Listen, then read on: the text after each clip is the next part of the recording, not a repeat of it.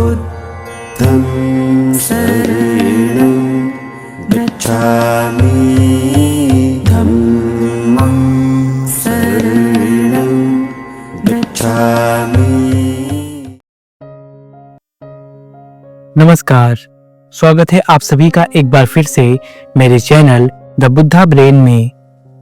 जैसा कि आप सभी जानते हैं, जो शीर्षक लेकर मैं आपके सामने प्रस्तुत हुआ हूँ, उस शीर्षक को मैंने लिया है भगवान बुद्ध और उनका धम्म ग्रंथ से। और इस समय हम समझ रहे हैं कि पुनर्जन्म क्या है। यह एक बहुत बड़ा शीर्षक है और पुनर्जन्म को लेकर के बहुत सारी भ्रांतियां फैली हुई हैं। जहां तक हमने जाना है कि भगवान बुद्ध उच्छेदवादी भी नहीं थे और भगवान बुद्ध शाश्वतवादी भी नहीं थे। तो फिर जब भगवान बुद्ध शाश्वतवादी नहीं थे, वे आत्मा में विश्वास रखते ही नहीं थे। भगवान बुद्ध ने जब आत्मा के सिद्धांत का खंडन कर दिया, उसे स्वीकार नहीं किया, तो फिर पुनर्जन्म किस चीज का होता है और पुनर्जन्म क्या है, इसी कड़ी को आज हम समझेंगे इस अध्याय में। तो वीडियो में अंत तक जरूर बने रहें, तभी आप इस अध्याय को अच्छी तरह से समझ सकेंगे। देखिए कि उच्छेदवाद का मतलब होता है कि मृत्यु के बाद संपूर्ण विनाश, और शाश्वत का मतलब होता है कि मृत्यु के बाद चीजें बनी रहती हैं। जैसा कि भारतीय दर्शन में यह स्वीकार किया गया है कि आत्मा शाश्वत है। मनुष्य मरता है लेकिन आत्मा का मरण नहीं होता है।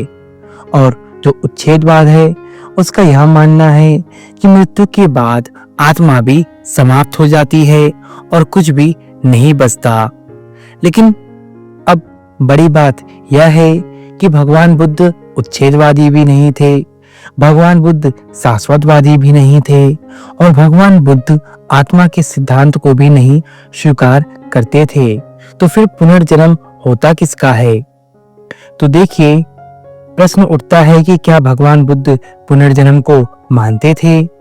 तो इसका उत्तर है हाँ, भगवान बुद्ध पुनर्जन्म को मानते थे। लेकिन यह अच्छा है कि इस प्रश्न को दो हिस्सों में बांट दिया जाए कि किस चीज का जन्म और किस व्यक्ति का जन्म। तो पुनर्जन्म की व्याख्या करते हुए भगवान बुद्ध ने इन प्रश्नों को दो भागों में विभक्त कर दिया है। पहला यह कि पुनर्जन्म किस चीज का, और दूसरा कि पुनर्जन्म किस व्यक्ति का। यह अच्छा है कि इन दोनों प्रश्नों को एक एक करके लिया जाए। पहले प्रश्न को ही लें कि पुनर्जन्म किस चीज का। प्रायः हमेशा इस प्रश्न की उपेक्षा की जाती है कि भगवान बुद्ध ने जब आत्मा को नहीं स्वीकारा, तो फिर पुनर्जन्म किस चीज का होता है। इस चीज को लेकर हमेशा उपेक्षा की जाती है। लेकिन यह दोनों प्रश्नों को एक बना देने का ही परिणाम है कि पुनर्जन्म की बात को लेकर इतनी गड़बड़ी मची है। जो ये दो प्रश्न हैं कि पुनर्जन्म किस चीज का और पुनर्जन्म किस व्यक्ति का, इन दोनों प्रश्नों को लोगों ने एक ही बना दिया है। इसे दो अलग अलग भागों में विभक्त नहीं किया है, इसीलिए पुनर्जन्म को लेकर इतनी गड़बड़ी मची हुई है। तो देखिए, भगवान बुद्ध के अनुसार चार भौतिक पदार्थ हैं, चार महाभूत हैं जिनसे शरीर बना है। पहला है पृथ्वी, दूसरा है जल, तीसरा है अग्नि और चौथा है वायु। प्रश्न है कि जब शरीर का मरण होता है तो इन चारों महाभूतों का क्या होता है? क्या वे भी शरीर के साथ मर जाते हैं? तो कुछ लोगों का कहना है कि वे भी मर जाते हैं। लेकिन भगवान बुद्ध का इस पर क्या अभिप्राय था? भगवान बुद्ध ने इस विषय में क्या कहा है? यह एक बड़ी बात है। भगवान बुद्ध ने कहा कि नहीं, आकाश में जो सामान भौतिक पदार्थ सामूहिक रूप से विद्यमान हैं, वे उनमें मिल जाते हैं। इस विद्यमान तैरती हुई राशि में जब इन चारों महाभूतों का पुनर्मिलन होता है तो पुनर्जन्म होता है।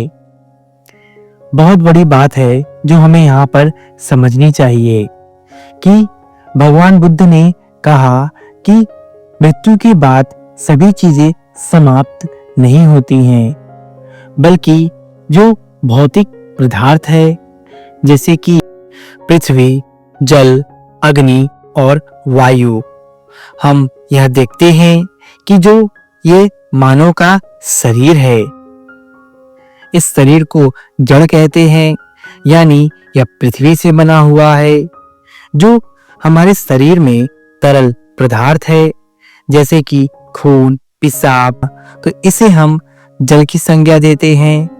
अग्नि जो हमारे शरीर में ताप है, जो हम गर्मी महसूस करते हैं, तो यह अग्नि पदार्थ है। और वायु जैसे कि हम सांस लेते हैं, एसिडिटी होती है, गैस की समस्या होती है, तो इसे वायु पदार्थ कहते हैं। भगवान बुद्ध कहते हैं कि जब इंसान की मृत्यु होती है तो सभी चीजें नष्ट नहीं होती, बल्कि जो यह चार भौतिक पदार्थ हैं, ये आकाश में जो भौतिक पदार्थ सामूहिक रूप से विद्यमान हैं, उनमें मिल जाते हैं। जैसे कि पृथ्वी, यानी जो यह जड़ रूपी शरीर है, यह मिट्टी में मिल जाता है।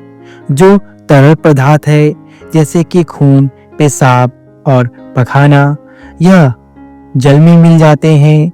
जो ताप है, जो अग्नि है हमारे शरीर के अंदर, वे ताप में मिल जाते हैं। और जो वायु है, जो सांस है, वे हवा में मिल जाते हैं। तो इस प्रकार जो भौतिक पदार्थ हैं वे नष्ट नहीं होते, बल्कि ये सब पदार्थ जाकर आकाश में जो समान भौतिक सामूहिक रूप से विद्यमान पदार्थ हैं उसमें मिल जाते हैं। और तैरती हुई राशि में जब इन चारों महाभूतों का पुनर्मिलन होता है तभी पुनर्जन्म होता है। भगवान बुद्ध का पुनर्जन्म से यही अभिप्राय था। इन भौतिक पदार्थों के लिए यह आवश्यक नहीं है कि वे उस शरीर के हो जिसका मरण हो चुका है। वे नाना मृत शरीर के भौतिक अंश हो सकते हैं। तो यह बात भी हमें ध्यान रखनी है कि एक समय में किसी एक प्राणी की तो मृत्यु होती नहीं। संसार में नाना प्रकार के प्राणियों की मृत्यु समय के साथ और एक ही समय पर होती है। तो सभी प्राणियों का जो शरीर है वह इन्हीं चार महाभूतों से बना हुआ है। और जब सभी प्राणी मृत्यु अवस्था को प्राप्त होते हैं तो ये चार महाभूत जाकर आकाश में विद्यमान उन सामूहिक भौतिक पदार्थ में मिल जाते हैं। और जब यही चारों महाभूतों का पुनर्मिलन होता है तो पुनर्जन्म होता है। लेकिन हम ये नहीं कह सकते कि ये उसी का पुनर्जन्म है जो व्यक्ति अपने पिछले जीवन में मृत्यु को प्राप्त किया है, क्योंकि नाना तरह के प्राणी मृत्यु को प्राप्त होते हैं और नाना तरह के प्राणी के पदार्थ जाकर आसमान में मिलते हैं। तो जो पुनर्जन्म होता है वह एक नया जन्म होता है, वह एक नया व्यक्ति या वह एक नया प्राणी होता है। वह वही नहीं होता जो अपने पिछले जन्म में रहा होता है। इसीलिए भगवान बुद्ध ने आत्मा के अस्तित्व को अस्वीकार किया है और यही बिना आत्मा के पुनर्जन्म है। इसमें आत्मा जैसी सत्ता की कोई भी आवश्यकता नहीं है। जैसा कि हम जानते हैं कि आत्मा को अजर और अमर माना गया है, लेकिन भगवान बुद्ध ने कहा कि यहाँ कुछ भी शाश्वत नहीं है, बल्कि सब कुछ परिवर्तनशील है।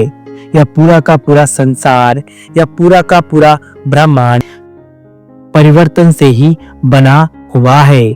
यहाँ कुछ भी एक जैसा नहीं है, आत्मा भी नहीं।